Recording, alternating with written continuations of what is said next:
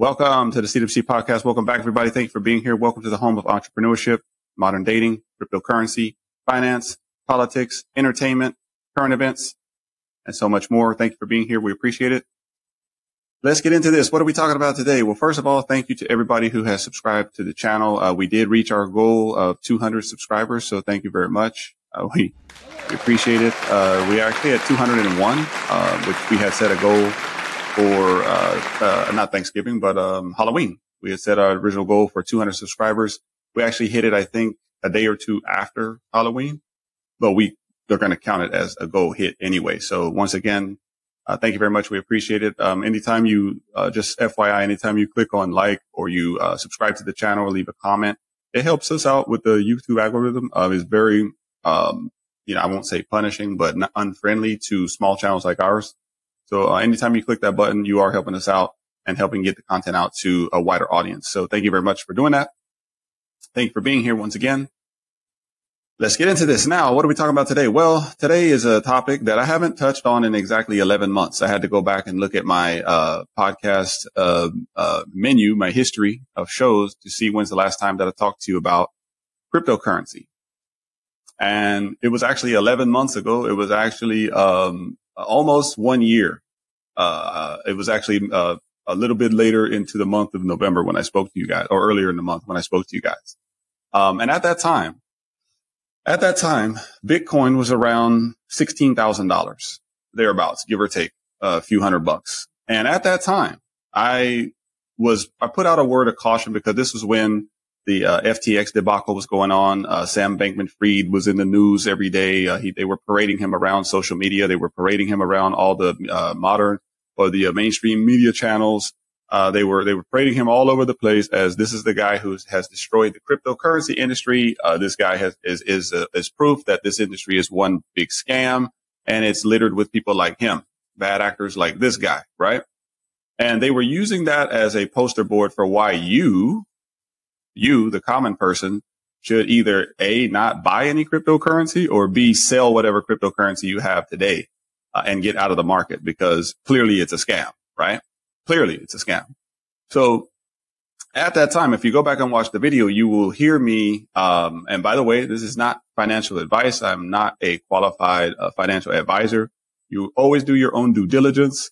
Always have to put that disclaimer because, out here in this space, you got to be careful. You don't want somebody to say, hey, I lost my life savings because of this guy, right? So just put that out there. Now, if you go back and watch that video, and I'll leave a link to it in the description box below, just go listen to the things I was saying at that time. I was saying to be very careful about what you follow, what you read, and who you listen to, because what I know from being in this space as long as I've been in this space, and I've been in the cryptocurrency space since the better part, I would say since 2013. So I would say the better part of a decade.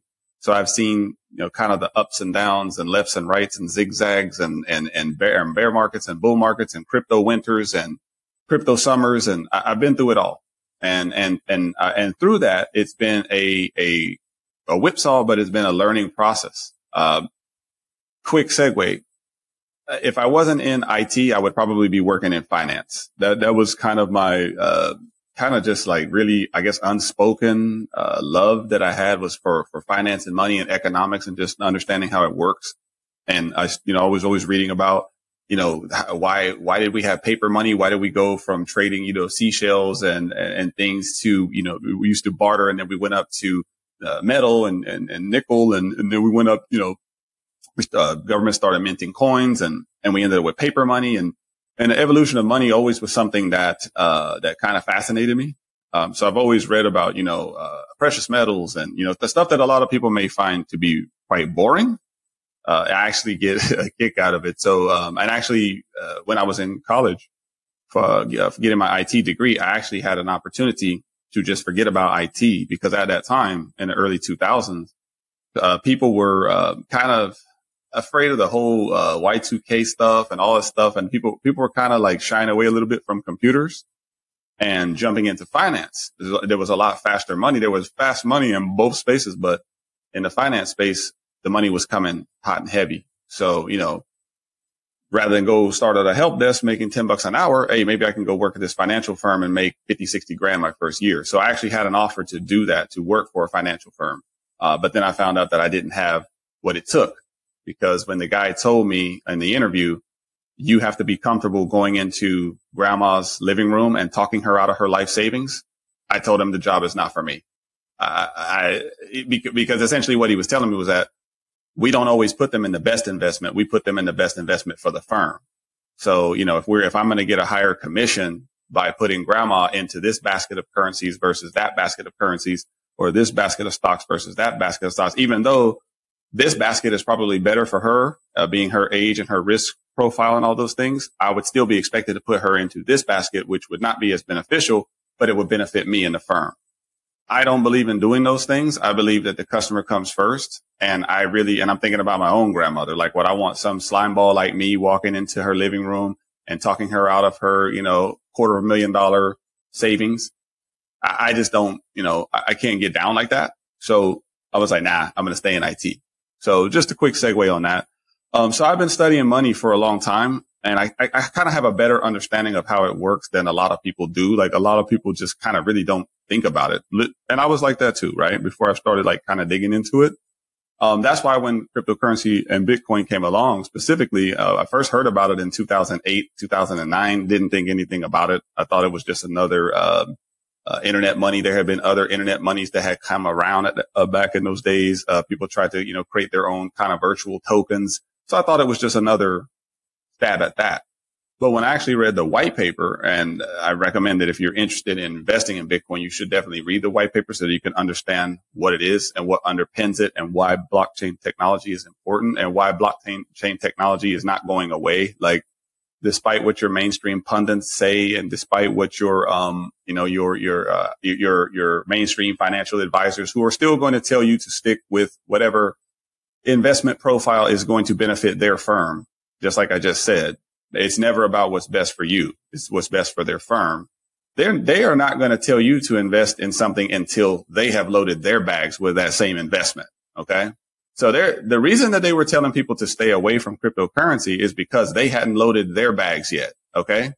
So just let this be a lesson. Anytime you hear all the mainstream people all at once telling you to do something, do the opposite. Do the opposite, because there's an agenda there. They're tricking you into either liquidating what you have or not buying what you should be buying. Because I mentioned on that video, I said, hey, we're down here at $16,000. This is not the time to sell. Worst case scenario, it's time to hold. It's not time to sell. Why would you sell at the bottom? Why would you sell after everyone has sold? Why would you sell while everyone else is selling and panic selling? Why would you do that?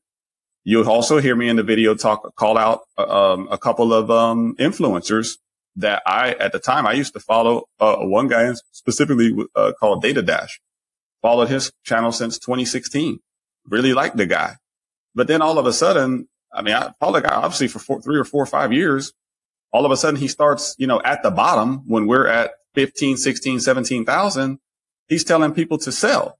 He's telling people, it's probably going to go to 8,000. It's probably going to go to 6,000. It's probably going to go to 4,000. And I was like, man, I actually left him a comment. I doubt that he read it, but I actually left him a comment on one of the channels and said, hey man, were you compromised? Did they get to you? Like, did a sponsor with a big enough check come to you and say, hey, man, we need to talk this Bitcoin thing down a little bit more. We haven't loaded our bags yet. That's what it seemed like to me. It was just a little bit too convenient for all of a sudden. And he wasn't the only one. There was another guy, Crypto Capo. There were other guys. He was huge on Twitter. I think he's off of Twitter now. I think they ran him off because his approach, he was very condescending with people. He was telling people, kind of a wagging your finger. I told you so. I told you so. I told you so. Well, then his advice ended up being terrible advice, because if you had sold when he told you to at 15, 16,000, today you'll be looking at the chart while Bitcoin is at $37,000 and rising higher. You would be like, why did I sell $20,000 ago? Because you listened to the wrong people. Don't listen to anyone who's telling you Either if they're pounding the table telling you to buy something, which you'll only hear them tell you that when the price is already at nosebleed levels. Okay. It's interesting. The investor psychology. People don't buy the bottom, right? Nobody wants to buy when something is down in price. I see this in the collectible space. Nobody wants to buy when the prices are down because everybody thinks that the price is going to continue to go down, right?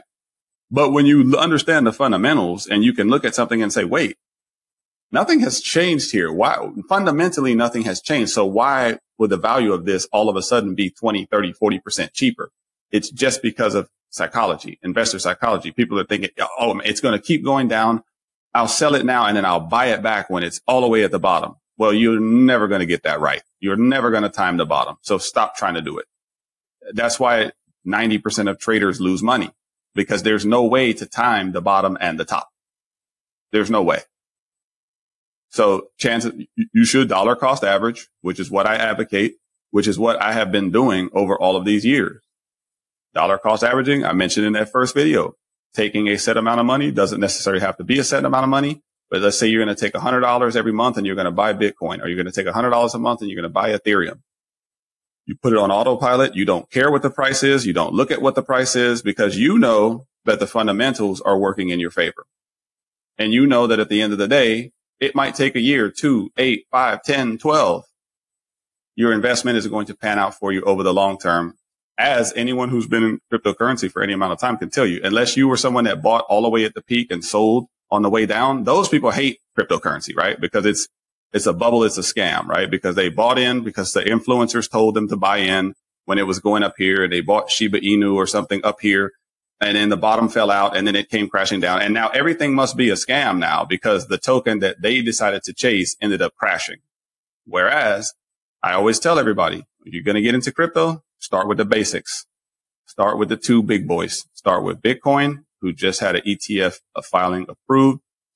Ethereum, you'll notice it's well over $2,000 today. Because why?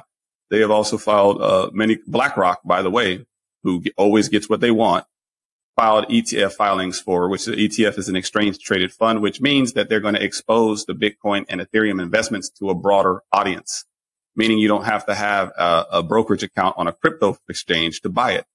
Now you're going to have access to it through traditional investment vehicles, 401ks, IRAs. What does that mean? That means that the public is now coming into the space. Do with that information what you will. I'm not here to tell you to buy and sell. I can tell you what I'm doing. And I've been doing the same plan. It's just dollar cost averaging. Whatever I can is a whole, hey, we know inflation has crushed us. So it ain't a whole lot that you might have at the end of the month, but whatever you have, if you can put a little bit into cryptocurrency, that would be my plan. That's the plan that I've been following. Do your own research. Take a look at the ETF filings, which have happened within the last, Ethereum was within the last 48 hours. Bitcoin, I believe, was last week. It's coming. It's not going to stop. This is going to happen. And I could sit here forever. This is not a fundamentals video, but if I was doing a fundamental video on why Bitcoin and Ethereum specifically are not going anywhere and are going to be here for the foreseeable future, there's a ton of use case reasons why that is. And that's why I tell everybody, don't get caught up in the hype and chasing the meme tokens and the fly by night tokens with some flashy influencer telling you that it's going to go here and you're going to make millions and it's going to do this, it's going to do that. Stick to the basics. And the basics are the two big boys, Bitcoin and Ethereum. Take a look at the price. Take a look at it a year ago. And now make a mental note of what it may be a year from now. Because I'm going to record follow-ups, but I might come back 6 months, 3 months, 6 months, something like that. Thank you for being here. Like, subscribe to the channel, leave a comment. Once again, we appreciate everybody who has joined the channel. We've had a very successful year and we want 2024 to be even better. Thank you guys. We're out.